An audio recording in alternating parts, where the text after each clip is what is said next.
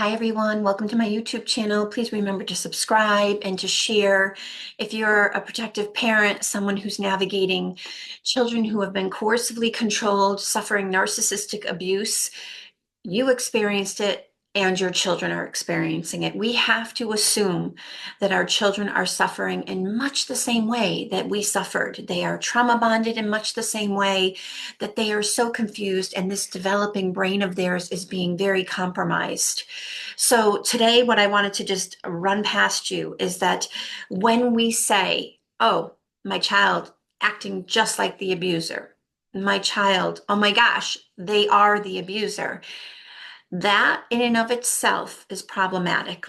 So you've all heard of the law of attraction, right? I mean, the reality is your child's greatest fear, their greatest fear is that you believe they are like the abuser, that you believe at your core that they are harmful, that you actually do fear them, that you are also a victim of them. So what's really important here, and we talk about this in the clinical world, that we have to actually sometimes behave in a way that feels counterintuitive. We may feel unsafe, and we have to actually behave with our children in a way that exudes personal power, that exudes that we do not for one moment believe that is who they are, that we do not for one moment believe they are just like that abusive parent, that we do not believe that they are being mean or ruthless, frankly, or abusive in any way. We have to exude towards them this belief that they are exactly what we know at our core they are. That beautiful little 3-year-old in the playground when you were chasing them up the ladder.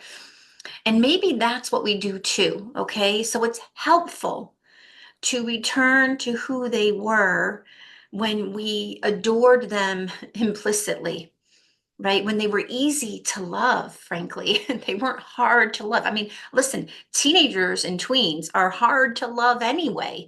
They can behave in ways that are certainly creating us problems and make us feel uncomfortable, and we're like, who is this kid, right? Then add in this huge layer of coercive control. They are being harmed. They are coming back to us. The abuser wants them to exert power and control over us. Imagine every single weekend, every time they're with that abuser, they're actually in military camp. They are learning the skill set they need to coerce and control us because they're working for the enemy. And you're actually considered the enemy, right?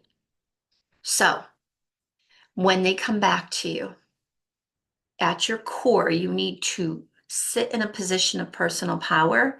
You need to exude that you do not for one moment think that they are anything like that parent. And when they behave like that parent, when they say the same words, when you're being triggered, I want you to just really sit in a space of it's not personal, it's just a recording.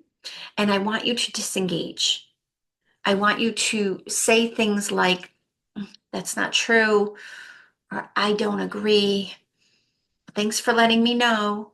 And then I want you to disengage in a kind way, in a way that is not running away.